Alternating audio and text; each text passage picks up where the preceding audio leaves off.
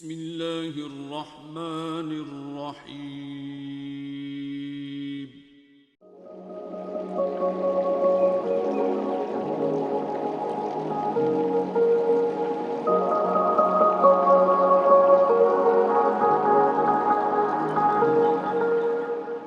حضرت سمیہ کو ابو جہل اور دوسرے کافر تھپڑ مارتے ہوئے مکہ کے چوک میں لے کر آتے ہیں۔ ابو جہل تھپڑ مارتا ہے، جناب سمیہ گرتی ہیں، منہ پتھر کے اوپر لگتا ہے، ہونٹ پھٹ جاتا ہے، خون بہنا شروع ہو جاتا ہے۔ ابو جہل بالوں سے پکڑ کے کہتا ہے کہ سمیہ، نبی کا نام لینا تو چھوڑ دے، میں تجھے چھوڑ دوں گا۔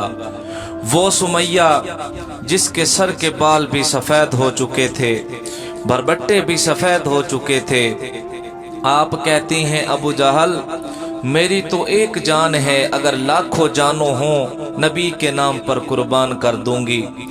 ابو جہل دو اونٹوں کو بلواتا ہے، ایک دائیں کھڑا کر دیتا ہے اور ایک بائیں کھڑا کر دیتا ہے، دو رسے منگواتا ہے، ایک دائیں اونٹ کے گلے میں ڈال کر حضرت سمیہ کی دائیں ٹانگ سے باندھ دیتا ہے، دوسرے بائیں اونٹ کے گلے میں رسا باندھ کر حضرت سمیہ کی بائیں ٹانگ سے باندھ دیتا ہے اور کہتا ہے سمیہ آخری مرتبہ کہہ رہا ہوں۔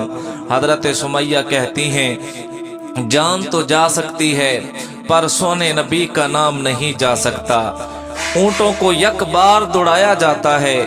حضرت سمیہ جب اونٹوں کو دوڑایا جاتا ہے نا، مقدس بی بی کے جسم کے دو ٹکڑے ہو جاتے ہیں۔